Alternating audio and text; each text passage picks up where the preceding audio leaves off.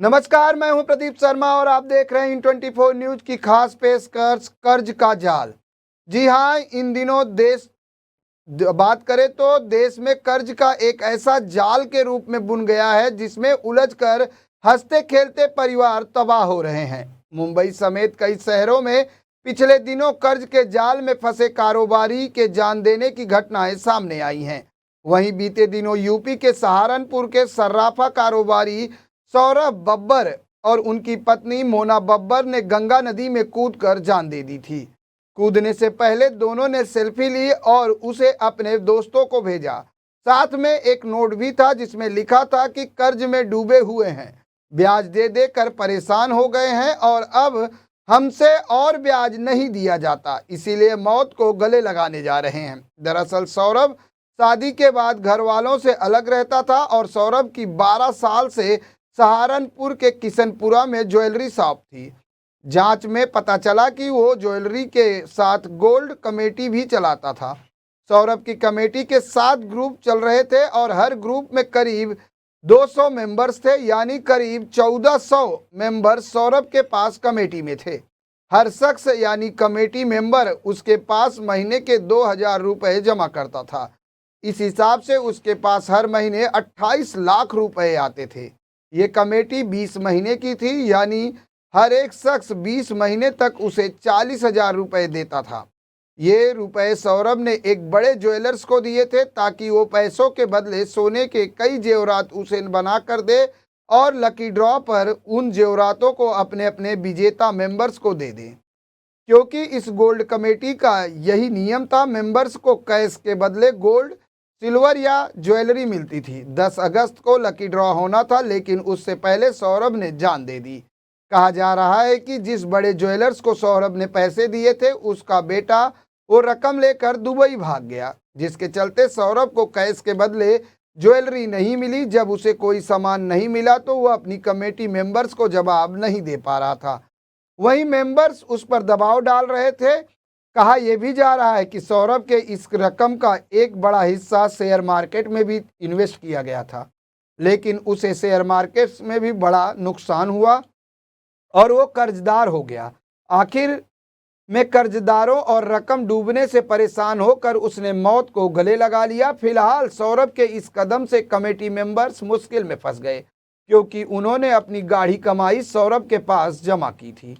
आपको बता दें कि हमारे देश में कर्ज या आर्थिक तंगी से परेशान होकर जान देने के मामले लगातार बढ़ रहे हैं। सौरभ की तरह पिछले साल मध्य प्रदेश की राजधानी भोपाल में एक पूरा परिवार इसी कारण खत्म हो गया था। भोपाल में एक कपल ने अपने 2 छोटे बच्चों को जहर दिया और फिर खुद भी जहर खाकर जान दे दी थी। वहीं बीते दिनों आर्थिक राजधानी मुंबई में भी एक व्यापारी ने कर्ज से परेशान होकर खुद को गोली मारकर अपनी जान दे दी थी। इसी साल मई में फरीदाबाद में एक ही परिवार के 6 लोगों ने नींद की गोलियां खाकर जान देने की कोशिश की थी।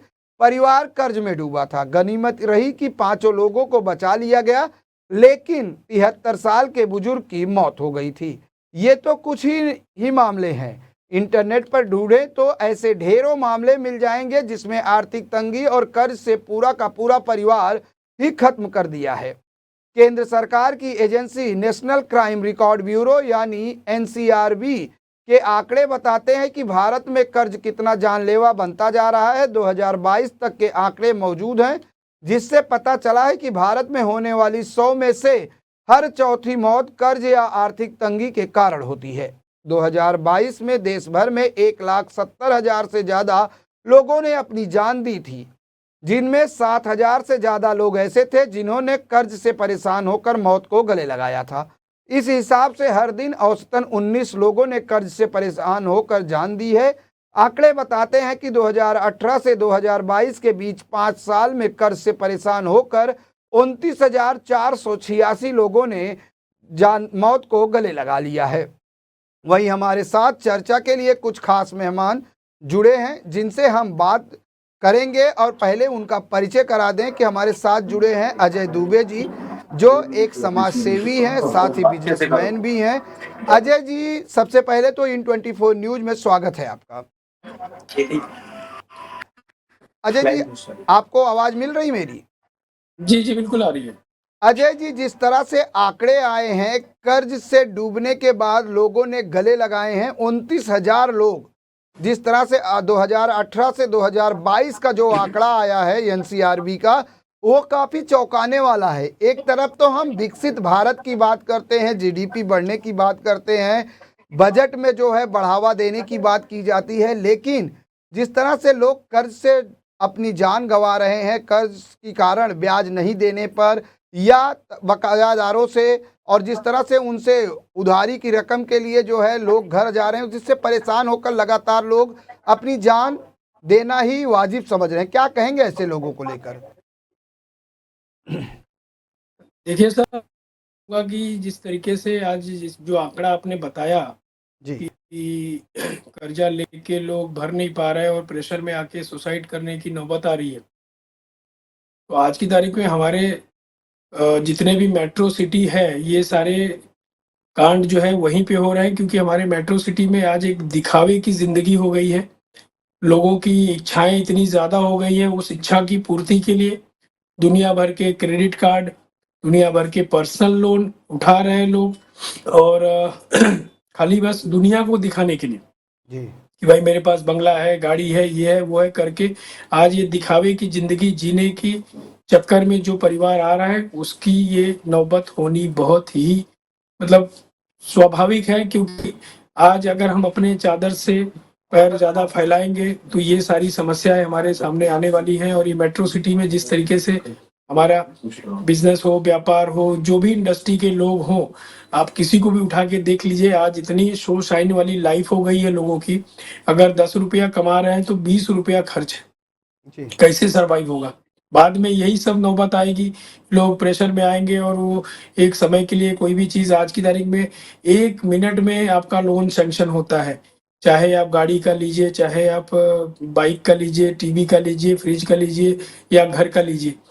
तो बैंकें तो जो है लोन देने के लिए बैठी है, और इसके बाद अगर आपकी आय से अधिक अगर आपने बर्डन लिया है तो ये नौबत आनी ज़रूरी है। और इसके बाद जैसा कि जो परिवार की बात आप कर रहे हो, जो अभी एक कभी सेल्फी ली और उन्होंने किया, उन्होंने भी अपना वो पैसा, हालांकि उन्होंने तो ऐसी कोई चीज़ नहीं की थी, उन्होंने कहीं पे ये पैसा व्यापार में लगाया था, लेकिन मार्केट में आज इतनी तंगी है कि आज लोग एक दूसरे के पीछे पड़े हैं, पैसा कहाँ से किसका मिले और उसको लूट ले। सभी बहुत ही सावधानी से हमारे पैसे को, हमारी हार्ड एंड मनी को कहीं सुरक्षित जगह पे डालना चाहिए, क्योंकि आज मार्केट में ऐसे ऐसे बहुत सारे ऑफर्स लेके रहे हैं। अगर मालूम पड़ गया कि आपके पास पैसे हैं तो ऐसे ऐसे ऑफर्स आएंगे आपको, और आप उसमें अगर जरा सा भी अगर आपने लालच दिखाया है तो आपका पैसा उसमें 100% डूबेगा। और मार्केट में आज में बैंक है, हर चीज है, फिर भी जो ये स्कीम बताई है, इसमें हमारा पैसा 25 दिन में डबल हो जाएगा। इसी सब जगहों पे अगर आप जा रहे हो, अगर ऐसा जुआ खेल रहे हो, तो इसका तो ये नतीजा आने ही वाला है सब। जिस तरह से सौरभ बब्बर ने एक कमेटी बनाई और लोगों से जो है पैसे जमा करके उनको लकी ड्रॉ का जो माध्यम रखा था, ऐसे हमने अक्सर देखा है कि मेट्रो सिटी हो या आम लोगों के बीच बीसी का जो एक खेल होता है, पैसा जमा करना और फिर लकी ड्रॉ करना, फिर उसमें पैसे करना, इस तरह के गेम। और दूसरी तरफ शेयर मार्केट की जो लालच है लोगों को, वो कहीं ना कहीं लोगों को ले डूबती है। जैसे हाल ही में अगर बात करें तो मुंबई से सटे मीरा भाईंदर इलाके में जिस तरह से घटना घटी थी, बाप बेटे ने ट्रेन के आगे कूदकर सुसाइड किया था। अजय जी, इस तरह के लोगों को, जो शेयर मार्केट के लोग हैं, जो शेयर मार्केट में इन्वेस्ट करते हैं, क्योंकि आप शेयर मार्केट से भी जुड़े हुए हैं, तो हम चाहेंगे जरा दर्शकों को ये भी बताएं कि अगर शेयर मार्केट में आप पैसा लगाते हो तो क्या क्या सावधानियां बरतनी चाहिए। सर देखिए, सबसे पहले तो मैं एक चीज क्लियर कर दूं कि मैं शेयर मार्केट से बिल्कुल नहीं जुड़ा हूं, लेकिन हाँ, मैं ऐसे लोगों के साथ जुड़ा हूं जो शेयर बाजार में रोज का सट्टा भी करते हैं। कैसे कई ऐसे भी लोग हैं जिन्होंने शेयर बाजार में सालों से खेल रहे हैं, लेकिन आज तक कोई नुकसान नहीं हुआ, क्योंकि वो लोग लॉन्ग टर्म खेलते हैं। कुछ लोग ऐसे जरूर फंसते हैं जो रोज का सट्टा करते हैं कि आज अगर कोई भी स्क्रिप्ट अच्छी चल रही है तो ले लिया, शाम तक बेच दिया, पैसा लिया, 10,000 20,000 रोज की कमाई हो, इस तरीके से जो कर रहे हैं, ऐसे लोग 100% फंस रहे हैं। ऐसे लोगों से थोड़ा सा शेयर बाजार वालों को जो भी इस तरीके से अगर जो सटोरिये हैं उनका तो उनको कुछ नहीं बोल सकते। उनका डेली का वो है, बोल्ट खुलते ही वो सवेरे टीवी पे बैठ जाएंगे और दिन भर की जो भी स्क्रिप्ट रहेगी देखेंगे और उसमें 10-20 हजार रुपया रोज निकालने की कोशिश करते हैं, लेकिन वो पैसा एक बार निकलता है और 10 बार जाता है। तो हमारे यहाँ पे मैं हमेशा लोगों को, जिस बिजनेस व्यापार में मैं हूँ, मैं रियल एस्टेट में हूँ, तो मैं हमेशा लोगों को यही बोलता हूँ कि रियल एस्टेट ही रियल है। आप अगर पैसा लगा रहे हो तो रियल एस्टेट में लगाओ। उसमें भले थोड़ा सा समय लगेगा, लेकिन वो पैसा आपका मल्टीप्लाई होगा, सुरक्षित होगा, और वो भी सही जेन्युइन प्रॉपर्टी में। प्रॉपर्टी लाइन में भी ऐसे बहुत सारे लोग होंगे जो आपको गलत प्रॉपर्टी देख के और वहां पे आपका पैसा फंसा सकते हैं। वैसे ही शेयर बाजार भी है, शेयर बाजार में भी सटोरिये हैं, तो उनका तो कुछ कर नहीं सकते। तो शेयर बाजार तो बहुत ही बड़ा कोड़ है हमारे समाज में, ऐसे लोगों के लिए जो रोज के रोज उसमें सट्टा कर रहे हैं। बाकी हमारे दादा और परदादा के जमाने से भी मैं देख रहा हूँ कि उसमें जो लोग शेयर लेके डिलीवरी लेके आराम से बैठते थे, वो शेयर अप्रिशिएट होता था, उसको समय आने पे लोग बेचते थे। आज की तारीख में दिन भर कंप्यूटर पे लैपटॉप पे बैठ के खाली स्क्रिप्ट का रेट देख रहे हैं, कौन सा चढ़ा, 10 रुपया चढ़ा तो बेच दो, 20 रुपया डाउन हुआ तो फिर ले लो, फिर 50 चढ़ा तो फिर बेच दो। उसी खेल खेल के चक्कर में पता लगा कि उसमें सर्किट लगता है और पता लगा लाख रुपया डाउन चले गए। अजय जी, तो लेकिन इस तरीके से मौत को गले लगाना, जिस तरह से लोगों ने जान दी है, सिलसिले हुए हैं, परिवार साफ हो जा रहे हैं कर्ज को लेकर, और पैसे, जैसे आपने कहा कि लोग अपनी लग्जरियस लाइफ को जीने के लिए बैंक से लोन ले लेते हैं, कार लोन ले लेंगे, लेकिन जब कर्ज बढ़ता है तो लोगों को मजबूरन इस तरह के कदम उठाने पड़ते हैं। उन लोगों को क्या कहेंगे जो कर्ज, यानी कहीं ना कहीं जो मौत को गले लगा रहे हैं, उनको ये नहीं समझ में आ रहा है कि उनके पीछे जो लोगों को छोड़ के जा रहे हैं उनकी क्या दशा होगी? नहीं सर, देखिए क्या होता है, जब आदमी इस तरीके के प्रपंच में जब फंसता है तो वो धीरे धीरे पब्लिक के प्रेशर में आके और वो धीरे धीरे डिप्रेशन में जाता है। तो जब डिप्रेशन में एक बार आदमी चला जाता है ना, तो उसको खाली एक ही चीज का सोल्यूशन लगता है। फिर उसके दिमाग में ये चीज नहीं आती है कि यार मैं ये अगर स्टेप लूंगा तो मेरे परिवार के पीछे। डिप्रेशन वाला आदमी उस समय खाली यही सोचता है कि भाई मेरे इस प्रॉब्लम का समाधान एक ही है, अगर मैं यहाँ से कूद जाऊंगा तो शायद मेरा ये प्रॉब्लम आजीवन सॉल्व हो जाएगा। उसको शायद ये उस समय उसके दिमाग में भी नहीं आता है कि मैं यहाँ से कूदूंगा तो शायद मैं मर जाऊंगा, मेरे पीछे इतना बड़ा परिवार छोड़ के जा रहा हूँ। डिप्रेशन वालों की सबसे बड़ी समस्या यही है। और ये डिप्रेशन आता है कब? जब आप मार्केट में अपने शो शाइनिंग के चक्कर में आपने ओवर बर्डन लिया और इसके बाद वो ओवर बर्डन धीरे धीरे आप कहीं ना कहीं नहीं चुका पाए, फिर धीरे धीरे पीछे मांगने वाले लोग, फिर आज की तारीख में रिकवरी किस तरीके से की जाती है हम सभी ने देखा है। उस पर बहुत सारी पिक्चरें बनी है, इतनी गंदी गंदी गालियां देते हैं लोग, और तो वो सारी चीजें फिर दिमाग में लोगों की भरती है और वो आदमी फिर घर में बैठ के वो धीरे धीरे डिप्रेशन में जाता है। और उसके बाद फिर ये जो अभी कपल ने जो इतना बड़ा स्टेप लिया है, ये वाकई में बहुत दुखद है। और इस तरीके है, मुझे ऐसा लगता है कि इस लेवल पे आदमी इस जरिए जाता हो, दिखावे की जिंदगी है। आज भी आप गांव में जाइए, कोई शो शाइनिंग नहीं है, अपना जो भी खाना पीना आराम से जो भी है बैठे हैं तन के, 2 टाइम अच्छे से खा रहे हैं, क्या हुआ क्या नहीं हुआ किसी से कोई मतलब नहीं। लेकिन यहाँ मेट्रो सिटी में खाली बस एक दूसरे के कंपटीशन में कि भाई उसने ये गाड़ी ली तो मेरे को ये चाहिए, उसने ये बंगला लिया तो मेरे को ये चाहिए। अपनी आमदनी पहले देखो, उसके हिसाब से ही अपने स्टेप्स आगे लेने चाहिए, ऐसा मेरा मानना है। जिस तरह से आज कई बार हमने ये भी देखा है कि लोग साइबर ठगी का शिकार हो जाते हैं, इस तरह की जो कमेटियां बनती हैं, जैसे सहारनपुर की बात की और सौरभ की बात की जाए, तो जिस व्यापारी को उन्होंने पैसा दिया गोल्ड के लिए, उसका बेटा पैसा लेकर फरार हो गया। यानी इस तरह की जो कमेटी में 1400 मेंबर हैं, उनके जो पैसे अटके हैं, क्या लगता है कि इस तरह की कमेटी पर रोक होनी चाहिए? बिल्कुल रोक होनी चाहिए। गवर्नमेंट ने तो ऐसे बहुत सारी संस्थाएं रद्द भी की है जो इस तरीके से बाजार में पैसा उगाही का काम करते हैं, अलग अलग कमेटियां बना के। आपको मैं बताऊं कि मीरा भाईंदर में एक यहाँ पे गिलबर्ट बैप्टिस्ट करके एक बंदा था, जिसका मलाइका अरोरा बोलो, मलाइका करके एक बहुत बड़ी एक इलेक्ट्रॉनिक शॉप थी, जिसमें वो इसी तरीके से वो रोज का पैसा बड़े बड़े उनके पहले समाज के लोगों को उन्होंने रिटर्न्स अच्छा दिया तो उन्होंने काफी अच्छा उनको रिटर्न मिला। तो उस हिसाब से ये जो चीजें हैं, हीरा गोल्ड है या ये और भी गोल्ड एक्सप्रेस बहुत सारे ऐसे स्कीमें जो है मार्केट में आ रही हैं। मैंने बताया ना कि कुछ ऐसे लालची टाइप के लोग हैं जिनको तुरंत अट्रैक्ट हो जाते हैं कि भाई ये पैसा 25 दिन में डबल।